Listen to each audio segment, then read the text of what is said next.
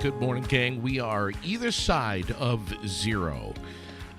Depending on where you are this morning, I think it was -2 or so at my house, but it is a frigid morning. Get the if you're running around, get the car started a little early if you can. Give it some time to warm up. We are just a few days before Christmas. It is hard to believe. This is bottleneck time. This is when everything is coming together or not.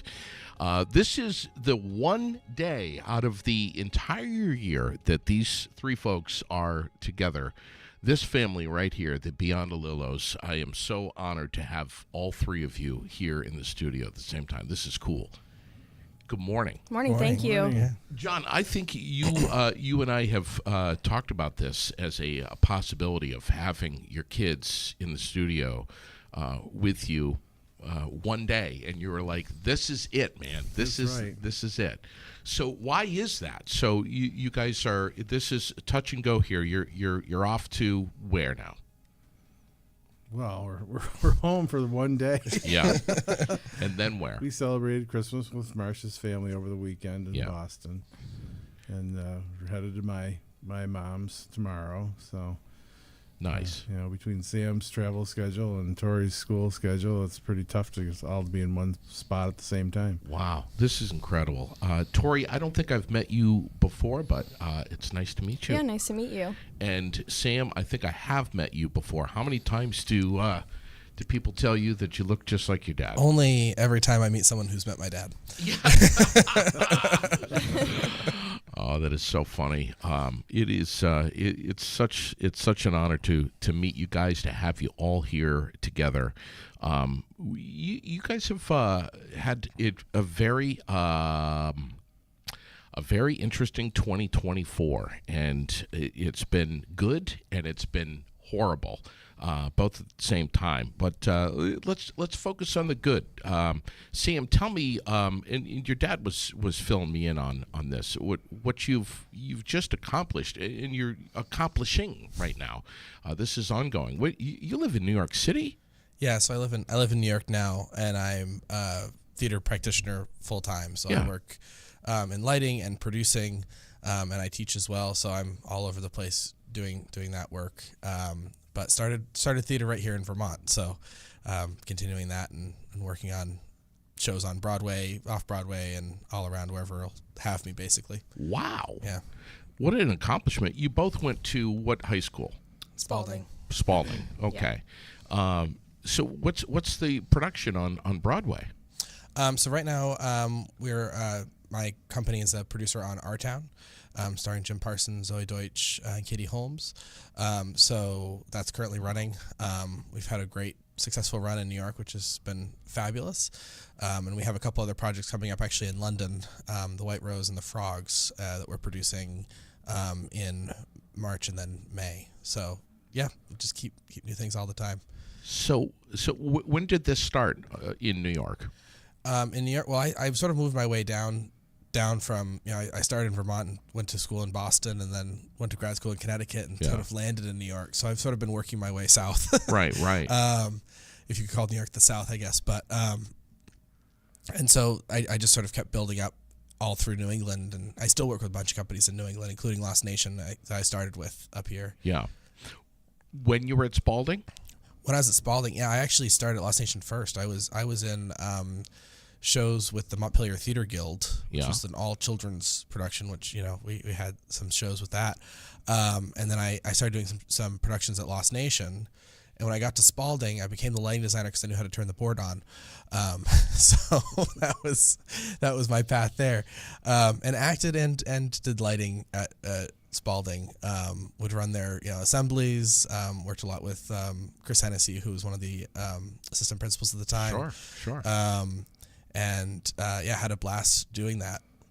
So you were doing some acting too, though. Yes, yeah, I was in a couple different shows. I was in 12 Angry Jurors. I was in Spamalot. I was in Lucky Stiff. Yeah, at Spalding High School. So I got to sort of do back and forth. I had one show where I was running the board and then would run around the auditorium and go on stage for a scene and then come back and continue running the board. So that was the type of operation we were running there, and it was so much fun, just getting to create with a bunch of different people who all sort of had the same type of That's so cool, man. Yeah. Literally no time to trip on an extension cord. Correct. Yes. You need to be where you have to be at that precise second. Yep. That's so cool. Have you ever aspired to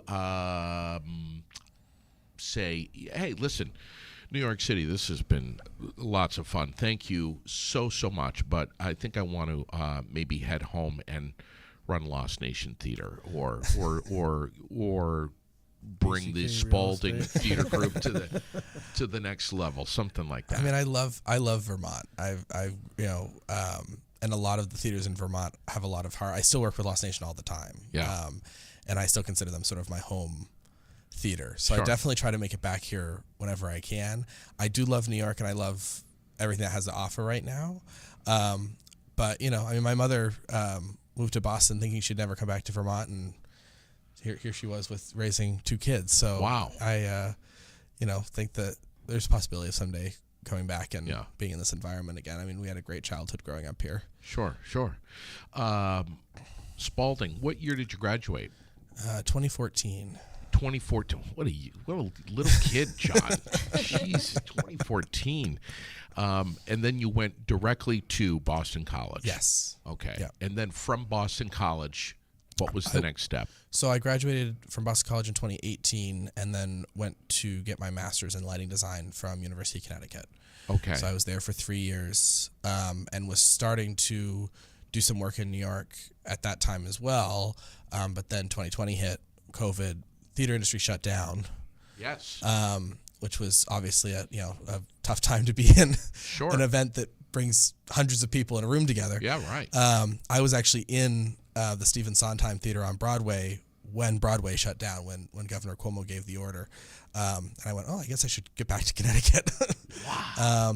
So that was a little bit of transition there. But after graduating from grad school, I moved to New York and now since been full time in the arts.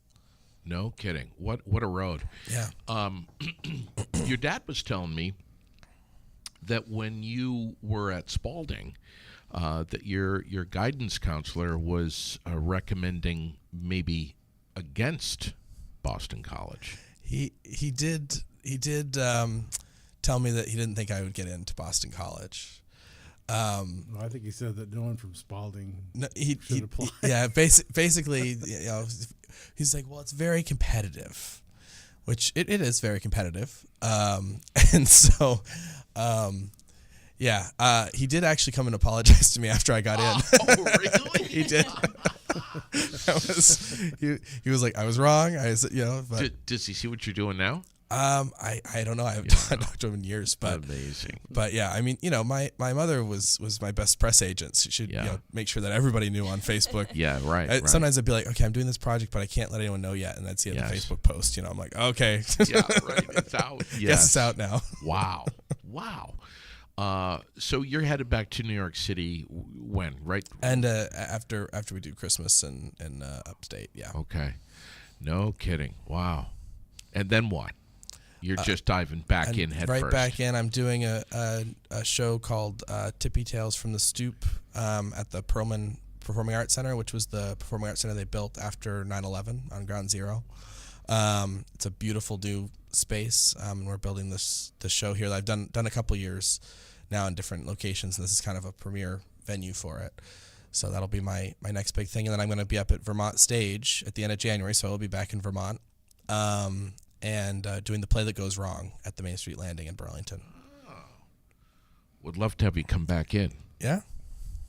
A couple weeks from now, or at least promote the crap out of it. Sure. Yeah. Absolutely. That'd be fun. Wow, man. Let's shift gears to Tori. Tori. It's a tough act to follow. Yeah. He didn't even mention Sam's Tony. So yeah, I know. You got a Tony? I know. He's being humble. He's yeah, a Tony Award-winning producer and a professor. Yeah, we What? We my company produced Merrily We Roll Along, which won the Tony Award for Best Revival of a Musical. So we did get a little Tony statuette, and it's done the little tour around Vermont. I brought it around, and some people saw it, and Wow. So we've got Is it parked over at BCK Real Estate? It's down in my office in New York, but it has made the journey up. There's some great photos of my father and I with it. Yeah. So yes, that is. I do forget to mention that sometimes. Since we aren't going to have the Super Bowl trophy around here anytime soon. Right, exactly. Tori, you're in law school. Yeah, I'm a second year at the Catholic University in Washington, D.C. What's that like? Well, I think everyone has a perception of law school from the movies. It's like this big, scary thing. And in a lot of ways, it's similar. It's a very intense environment, very competitive. But I've had nothing but an amazing experience at Catholic, and everyone's so, kind and wants you to learn. And it's been an amazing year and a half so far. So I'm really enjoying it. What kind of law are you studying here? Everyone pay attention now. Well, you don't technically specialize in law school. You basically do all of the classes you need for your bar. So you're thinking criminal law, contract law, those types of things, constitutional law. I think my professor this year was a prolific Supreme Court litigator. So I kind of gotten the constitutional law bug from him, and I think I'll probably kind of continue down that path. But I'm working at a firm next summer. It's a general practice firm, so I can kind of start to specialize next summer. Wow. In what year are you right now? I'm in my second year, so I'm technically halfway through law school now. Are you enjoying it? I love it. I love it. It was the best decision I've ever made. It's like being in college, but everyone is interesting, older, has like a little bit of money, so they're not, we're not totally broke college kids, and we're just, you get to really meet some of the most interesting and smart people. That's amazing. What's your story? So you went to Spalding also with Sam. Yeah, so Berry City, Spalding High School, and then I went to the University of Vermont. I had no idea what I wanted to do. My former life when I was in high school was all sports all the time. Gymnastics, lacrosse, soccer. That was like the only thing I was thinking about. That's what I was thinking about for college as well. And then I went to University of Vermont. My first couple months there, I was in student government. The president of student government was working for Governor Phil Scott. He had just been elected at the time. And so I applied for the internship, got the internship, and then I like to say the rest is history. Basically, until I left for law school over the next, I think it was like 6 or 7 years, I worked in various capacities for the governor, and then I left in 2023 to go to law school. Wow. What was it like working with Phil Scott's administration? Well, I'm very biased because he really is the best. But I will say this. I started at the very bottom. One of my first jobs was getting, like Red Bull for the, first inaugural address or first budget address, I think, and ended as like a senior staff to him, and I ran his 2022 campaign. So I had spent a lot of time with the governor, and I think, being in D.C., I know a lot of people that work for politicians. They work very closely with politicians. I don't know anyone who had as much respect and admiration for who they worked for as I did, or anyone else on the staff. What you see out in the open is what you get behind closed doors. He truly is a principled, exceptional person. So it was the learning experience of a lifetime. I'm so grateful to have learned from him and not some other politician who, might not necessarily care about their constituents the way that he did. Wow. Was there a time when you were particularly challenged, or just a moment that was eye-opening for you? With the governor in particular? Yeah. I mean, I think it was a million little things. I think first and foremost, he was always the moral compass in the room. He always is to this day. He's always the moral compass in the room. I mean, I don't work there anymore, but not that everyone on the staff is not, they're all exceptional people, but it was just, he's always very clear on his principles and his vision. But I think the biggest thing was, I guess one example of it would be when we were on the 2018 campaign, all of a sudden we got like a letter to the editor that popped up that we had no idea was coming. And it was, I might get the details of this wrong exactly because it was so long ago, but that he was, there was a old veteran who people were fixing up their house, and his car, he just, all of a sudden the car stopped along the way, and he comes out and he just like asks who's in charge and just picks up, tools and starts helping out. And someone had written a letter to the editor about it. Now, in a campaign staff, you're like, we want to talk about this to everyone and anyone, but he never mentioned it, never brought it up. It's just the kind of guy he is that he'll, I'm sure folks have seen it around Barry after the flood. He's willing to put in the hard work. I'm sure he would hate that I'm gushing about him on the podcast too. So, but he's not arrogant or it's not about him. It's really truly about the team. And again, like I have to stress this enough, like every single person I worked with there, I learned so much from. I had amazing mentors. And one in particular, Jay Johnson, his legal counsel, is a brilliant lawyer, and she's one of the reasons I chose to go to law school, because of her mentorship and her ability to see clearly through the law when there's so many lawyers out there that just want to say no, no, no. She was able to, figure out how to make meaningful change and push forward meaningful policy, while obviously making sure you're staying true to the law. You still in touch with Jay? I am still in touch with Jay. I'm still in touch with all my family from the Governor Scott days, for sure. Wow. Ever thought about coming back to Vermont and getting involved with politics? It's certainly not. It's certainly not out of the question, I guess is what I should say. I think obviously for now I'm finishing law school. I want to learn more, get some more experience. But at the end of the day, I love Vermont, and I think there's so much good here. There's so many amazing people. You see it during the pandemic. You've seen it during the flood. We saw it particularly during the services for my mom. I mean, everyone coming together. So there's something really special about Vermont, and it's worth fighting for and working on and making better. So I certainly would love to come back and do my part in some way if that's ever an option for me. You guys are really striking the iron when it's hot right now at your age. And I don't know how old you are, but I know you're young. I'm guessing in your 20s. But you and your brother, very different. I mean, look at we got the creative side. We got the left and right brains going here. Both. Wow. Yeah, we could not be more different. And no one tells me I look like my dad. Listen, she has my dimples. That's a very good thing that you don't look like your dad. But seriously, though, you and your brother, very different, very, very different. Sam, what say you about that?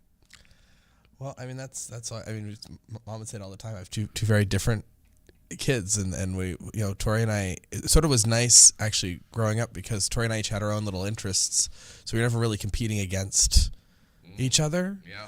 I don't know how that would have gone necessarily. Tori and I like to compete, but so yeah, it was great. I mean, Tori was also in high school was an incredible athlete. Yeah. Too, soccer, lacrosse, gymnastics. So. And I was, the drama club kid. Yeah. So yeah, we definitely had our own paths that we went down, and I think that was, our both our father and mother allowed us to do whatever we wanted to pursue. That's right? awesome. I mean, I went to Boston College thinking, I'll go get some other major and then get a real job. It was about halfway through where I went to them and I said, I think I'm going to stay doing theater. And they were like, okay, like if you think you can, you can make that work. Sure. So that sort of. Marcia said more like that. Yeah. I'll say this. Our interests are very, very different, but our values are exactly the same. Yeah. Family is the most important thing to us. Yeah. Service to others is the most important thing to us. And we witnessed our parents work so incredibly hard throughout our childhood that I think being hard workers and striving for more there was no other option other than working hard. And I think it was part of our parents' ethos and values that whatever dreams we had, they were never going to be the thing that stood in the way, and they were going to give us every opportunity possible to do those things. And I think we were lucky enough that we were raised by them, and also that we were both willing to take advantage of every opportunity that came in front of us. Sure. I mean, we grew up, after school going to BCK, hanging out, right? Yeah. I mean, that was like, I'm going to put like stickers on envelopes to help out mom, or or would go in the basement of the new office and play around downstairs. Not to say we didn't complain about it at the time, but no, but we did find our own little bit of fun in that process. Yeah. Did mom or dad ever say? Did they ever try to push the real estate card on you? No. In fact, I think the opposite. I would say. I think because it is a hard business to be in. It can be incredibly lucrative. It can be incredibly rewarding. You get to help people with the biggest transitions in their lives, sure. And it's incredibly rewarding. But it's also, we've lived through the 2008 financial crisis and, so many different things. So I'm sure they would have loved for us to carry it on, but there was never any pressure, I don't think, for us to. I think the door's always open if one of us wants to take over. Certainly not being pushed out. I mean, I am licensed. I'm still licensed in Vermont. I got licensed at 18. Yeah. Have a broker's license. So I've been licensed, but licensed in Massachusetts. I was licensed in Massachusetts for Boston College for a while. Yeah, so I was in the real estate side for a little bit, but I don't know that was ever a long term thing. It was just kind of helping out where I could. No, I'll tell you a funny story. So he's I'm looking. He's in his desk and I'm watching what he's doing. He's creating this postcard. I'm like, "What are you doing?" He's like, "Oh, I'm gonna send this postcard out around Chestnut Hill and see if I can get some listings." And I'm like, "Sam, you're so young. No one's going to list their house with you." He goes, "Yeah, but you know how realtors are with their photos. They'll look at my picture and figure I'm 35."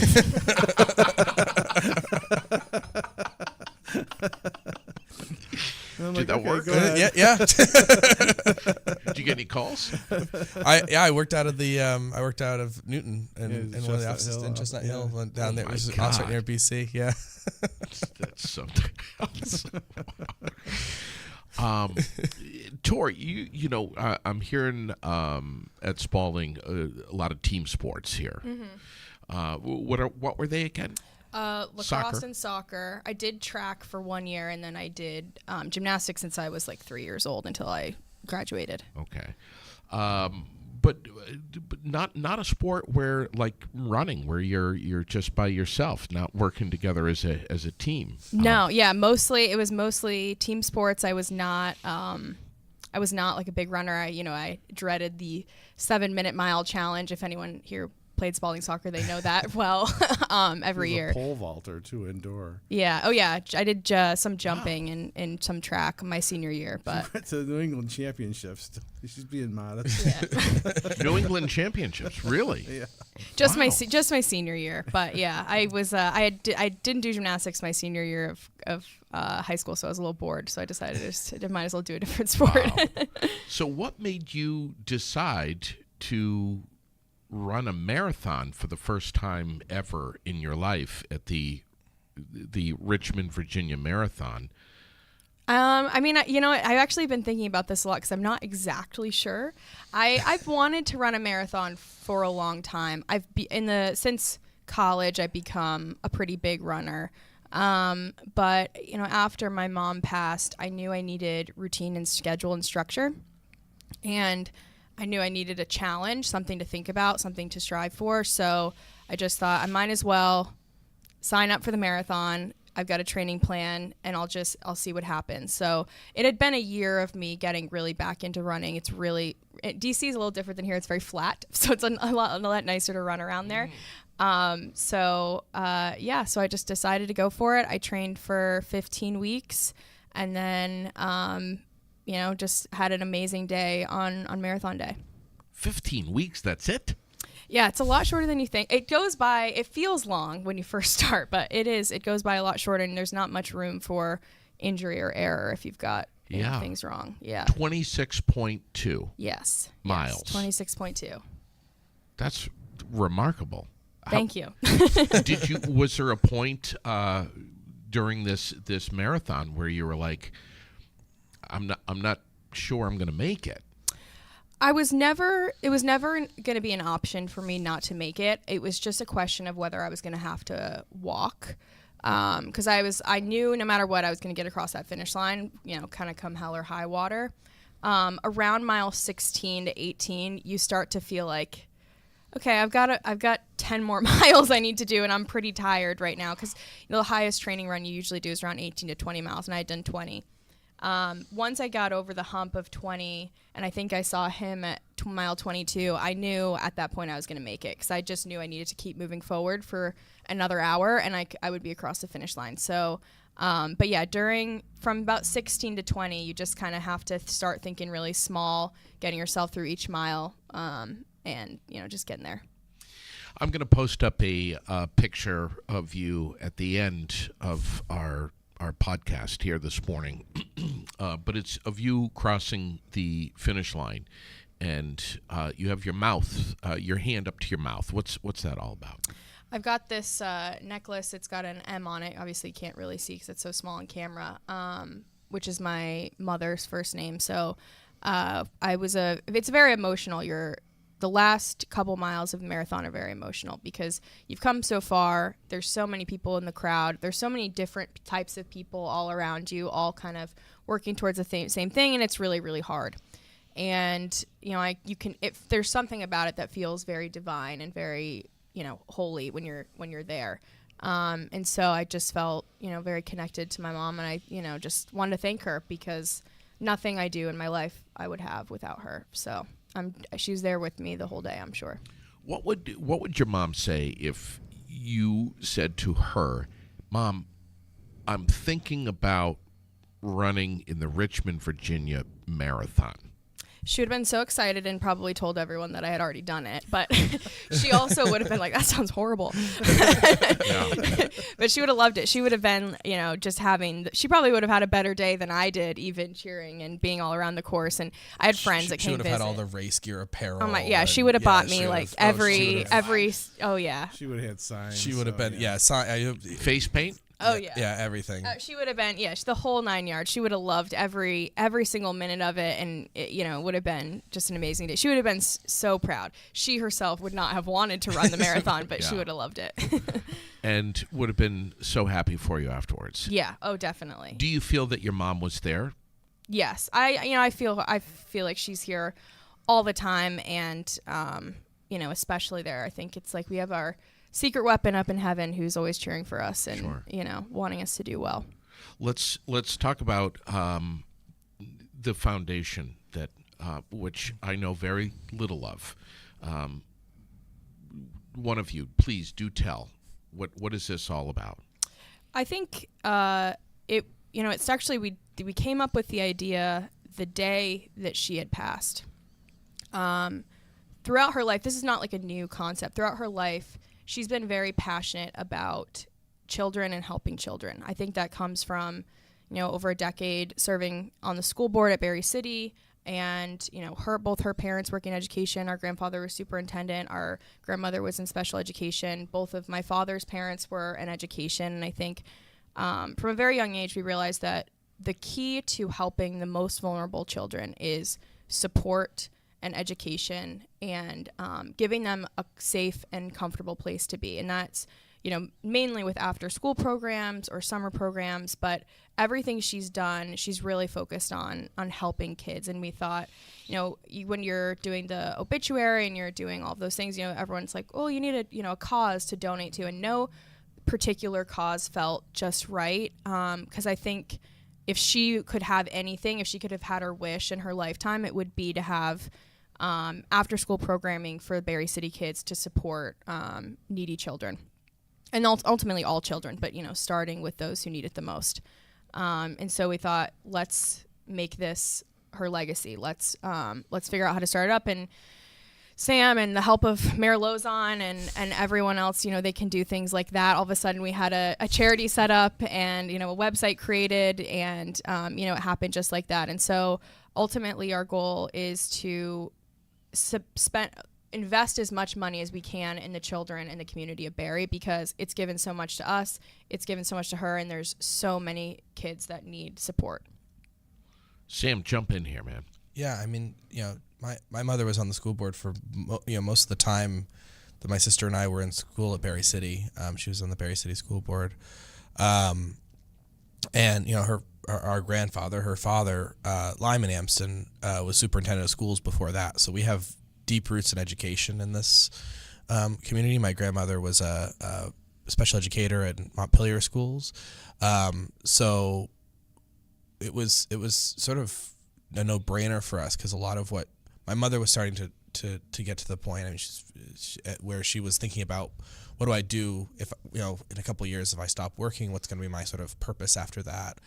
And so we'd had a lot of talks about that, and a lot of what she wanted to do after in retirement in a number of years was to start working with children and start trying to build after-school programs, because one of the issues she would see as a school board member were situations where children would get home on the buses and they'd be going to empty houses, and the parents had to work. There's no fault of any, it's just the parents had to work, and so these, middle schoolers, elementary schoolers were going home to empty homes.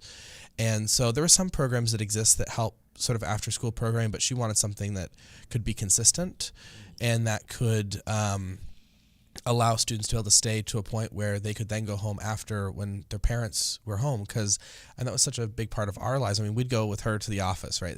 My father and her had the flexibility.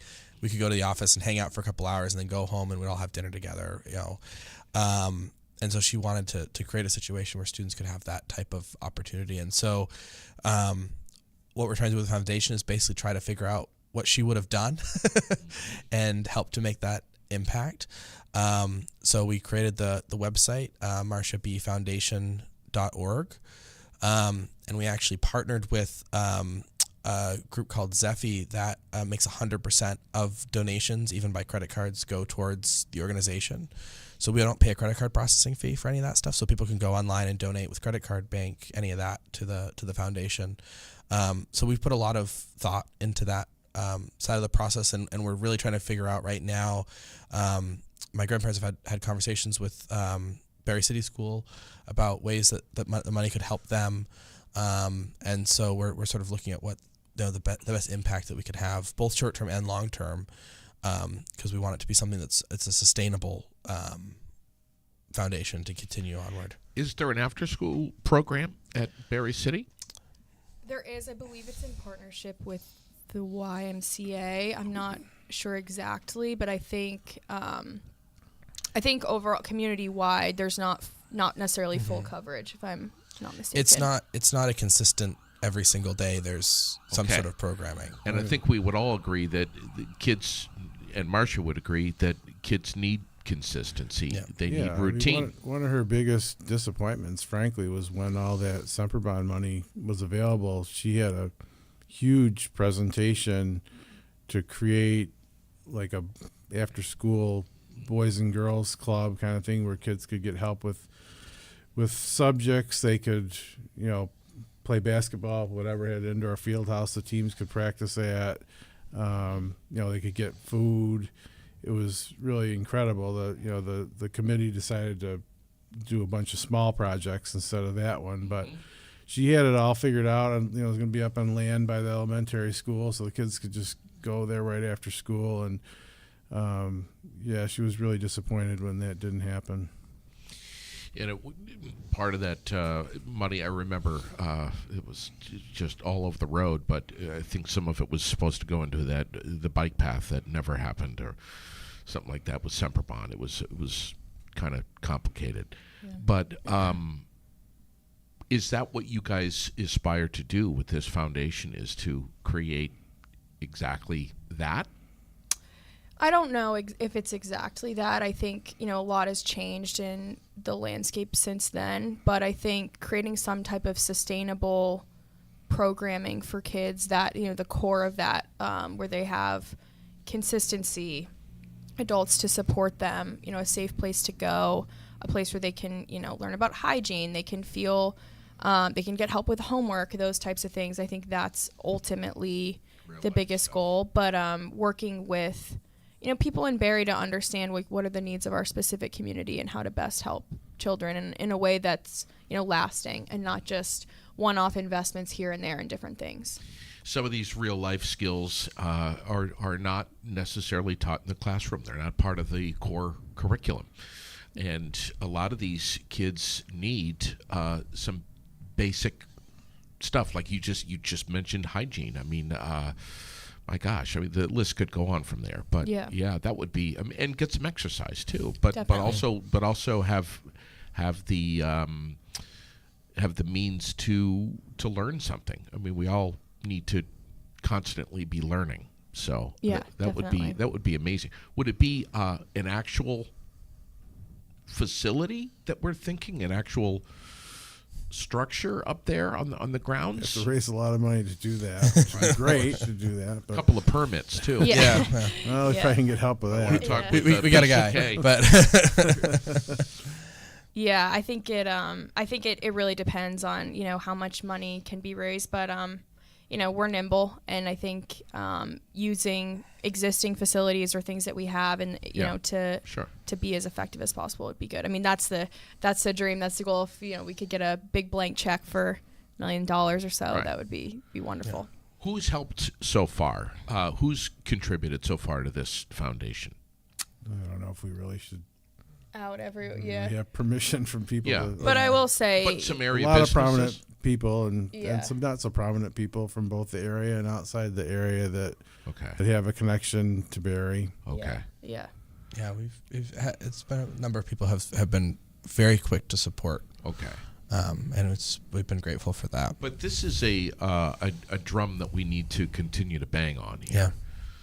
Yeah. It'll take time. Fundraising takes time. If I learned anything from the campaign world, it takes time, and it takes people caring. But I think if we know anything about Barry, people really, really do care about the community. MarshaBFoundation.org. Yep. Get on there, make a donation, even if it's a small one. Every little bit counts. When might we, John, have a kind of a status update? And will you let me know what that is? Oh, sure. Anytime you want. I mean, I'm, a whole 100 yards down the street. So. Okay. I mean, are we hoping to put something in motion here for the next school year, or is that too soon? Maybe. Right. I certainly would hope. Probably by the end of the sort of midsummer period, we'll have a better idea of where we are status-wise. And again, we're looking at things that are short-term that we can sort of help right away, and also things that we can sort of invest long-term for that. I also know that we had some money come in from the American Gift Fund into Barrie City Schools that's tagged for after-school programming, and so I know they're looking at what to do with that money, so that might help sort of through the first couple of years, and then hopefully we can then tag on top of that behind it. So there's some stuff in the works, and I'm hoping we'll have a better idea sort of need to get all this together in one spot more. Yeah, often. The number of times that one of us will call our father, and he's like, "Hold on," and the other one's already on the phone with him, so he tags us all three of us in a three-way call. You guys are you both of you remind me of me and my brother and the way that we were raised. We just worshipped our mom and dad. We had a very, very close-knit family, and I heard you say something, Sam, earlier that struck me. You said we would all go home after spending time at BCK in the afternoon. We would all go home and sit down and have dinner together. That's how I was raised. I mean, that's so, man. The four of you as a family having dinner together is huge. It's huge. Yeah. At least I think it is, and it's something that I think has broken down a little bit in our society and the way we are as a family structure. We're all going a million miles an hour, and many of us in different directions. And to sit down and have dinner together is so important, I think. Yeah, we always, when I was a kid growing up, yeah, we always had dinner together as a family. And that was what Marcia and I always did as well. So it's it's important to have that time to connect and and talk about the day's events and things like that. So yeah, how was your day? What was good about it? What was not good about it? When I was a kid, we'd have the phone plugged into the wall. Mom would actually go over and unplug it out of the wall during dinner time, which was 6 o'clock every night, so that it wouldn't ring, and it was no cell phones. No interruptions, to be able to sit down and have that family connection, which is so important. Tori, stand by, because I'm going to ask you this question, but I'll ask Sam first. How are you doing since the loss of your mom? Obviously, this was a shock to all three of you. It rattled your core, especially being so far away from your dad. But how are you processing all of this? It's when it first happens, it's sort of difficult to even describe to people, because people ask you how you're doing and you're not really sure how to reply to that. I've become a lot more comfortable with just saying it's the absolute worst thing that's happened in my life. Yeah. That's, full stop. Once you get past that, you're like, okay, then what's the processing like after that? And I think it comes in little reminders all the time of, something awesome will happen, and the first thing you want to do is pick up the phone and call her.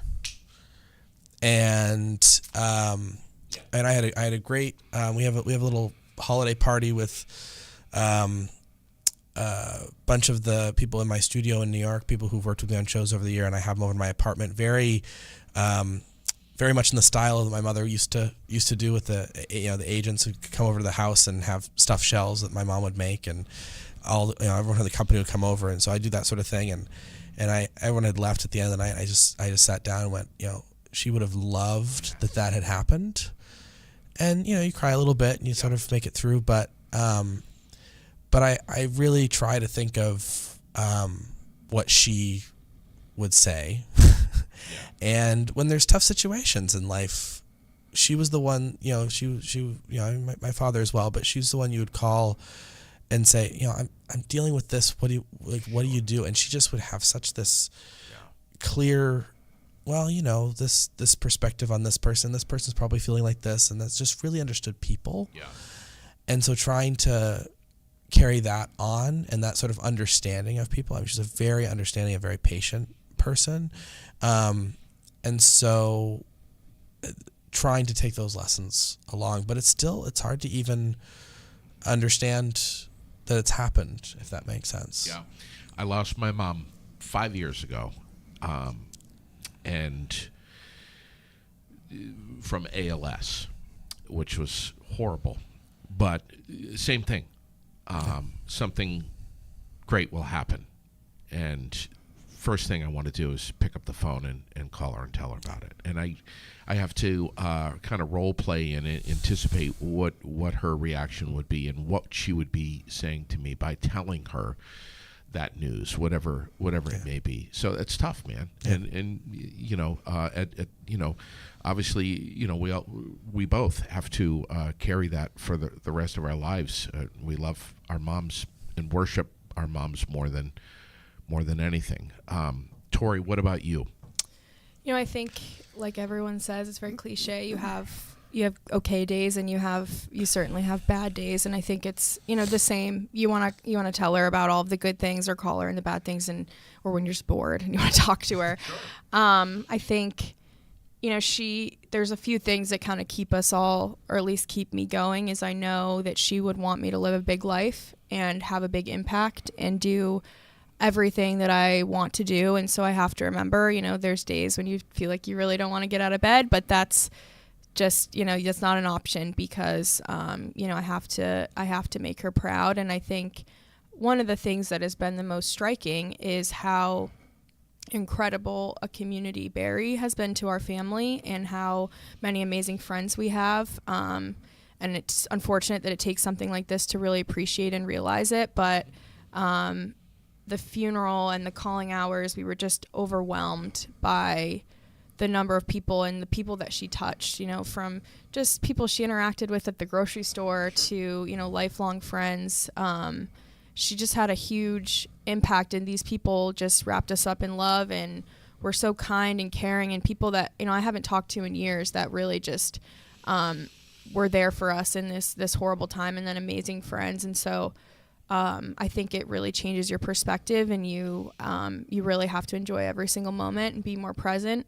But there's certainly days where, it's still hard to believe that she passed, or even that it's been, since that it was July. It feels like the time feels like it was still yesterday. Yeah. But, I think people who have been through it, they get it. And it's unfortunate. It's unfortunate to have gone through something, but how blessed we are to have had a mother to miss, and that loved us this much. And isn't it such a gift that she was here long enough to see you guys really start getting some real traction in your life and some remarkable accomplishments at your age, which many, it takes a lot longer to get to where you guys, I mean, you both were already really successful, and she had so much to witness before her passing, and that's a gift, man. Yeah, and she's our biggest fan in the whole world. So, every little piece of her we try to soak in and take with us. You guys keeping a close eye on this fella right here? Oh yeah. Yeah, definitely. Daily phone calls, checking in. Yeah, he probably gets more annoyed with us that he realizes how much we were calling our mother every single day now that we're calling him. John, how are you doing, man? I mean, I'm doing as well as can be expected. I mean, you don't realize how many times in the ordinary course of the day you drive by Hope Cemetery now till someone you know is buried there. But we were together 36 years. I met her when she was 21. I like to joke she didn't know any better when she met me. But we worked together every day. We were home, at night together. So, the evenings are always the toughest, lonely. Me and the dog. But I've had some great friends, and like Tori said, I mean, the outpouring from people has been incredible. I mean, the people that showed up at the funeral. I mean, Father Pat opened the balcony, which he usually only does for Christmas. There were so many people there, and people have been really good and supportive about staying in touch. But it's a big change, and I live it every day because we were together every day here in Barrie. So, stay tuned. But thank goodness for my good friends. Yeah. Friends are really critical all the time. And sometimes you don't realize how many friends you have, or the kinds of friendships that you have, and how deep those roots go until something so horrible like this can happen. Mm-hmm. So there's a real nice silver lining in all of this, and what that is love that you feel and experience for the first time after something like this has happened, and that'll stay with you guys forever. Definitely. I wish you all such success, that so much more than you've already achieved. This foundation, I hope, is going to be pushed by our community, supported by our community. We're going to do all we can here, but man, if there's any updates or anything that I can do here at Aired Out to help with this foundation, or anything that you have going on, from theater to promoting your next marathon, there's going to be another one. Well, there has to be. Come on. Yeah. Just let me know, and we're going to push it on the air here. But your community right here in Central Vermont loves you three so much, and this was a real honor for me, knowing especially that you guys are, the three of you, physically in Barrie one day out of the year, and you just spent time with me fooling around on this podcast is really special to me, and I want to thank you ever so much for coming in here and doing this. Thank you. Yeah, thank you very much. Thanks, guys, and a very Merry Christmas to you. Merry Christmas to you. So glad that you all have each other to embrace this time of year, and God bless all three of you. Thank you. Thank you you. too.